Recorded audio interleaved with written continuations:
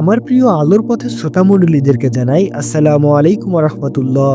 আজকের ভিডিওতে আপনারা জানতে চলেছেন জান্নাতি হুরদের সৌন্দর্য এবং জান্নাতি হুরদের সাথে সহবাস সম্পর্কে। আমি চেষ্টা করব পবিত্র কোরআনের আয়াত এবং হাদিসের মাধ্যমে যা কিছু আছে তা আপনাদের সামনে উপস্থাপন করার। তাহলে বন্ধুরা চলুন আর দেরি না করে শুরু করা যাক। জান্নাত এমন একটি অপূর্ব স্থান যেখানে থাকবে অত্যন্ত সুখ, প্রশান্তি ও পরিপূর্ণ আনন্দ। আল্লাহ তাআলা জান্নাতের নিয়ামতগুলোর মধ্যে বিশেষভাবে উল্লেখ করেছেন জান্নাতি হুরদের সম্পর্কে।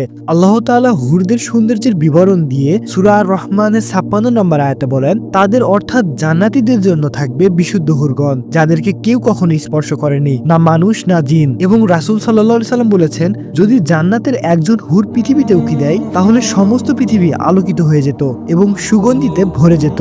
সহিহ বুখারী 2796 নম্বর হাদিস। বন্ধুরা, এবার তাহলে চলুন জেনে আসি জান্নাতীদের জন্য পুরস্কার ও তাদের সঙ্গ সম্পর্কে। জান্নাতি ব্যক্তিরা তাদের স্ত্রীদের সঙ্গে পরিপূর্ণ সুখ লাভ করবে।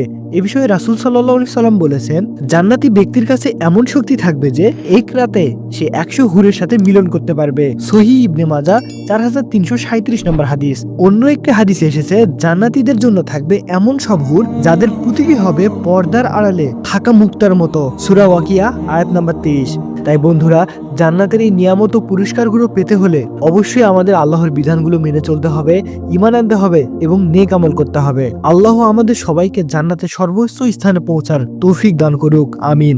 আর আমাদের এই ভিডিওটি ভালো লেগে থাকলে অবশ্যই ভিডিওটিতে একটি লাইক করে চ্যানেলটি সাবস্ক্রাইব করে আমাদের সাথেই থাকবেন।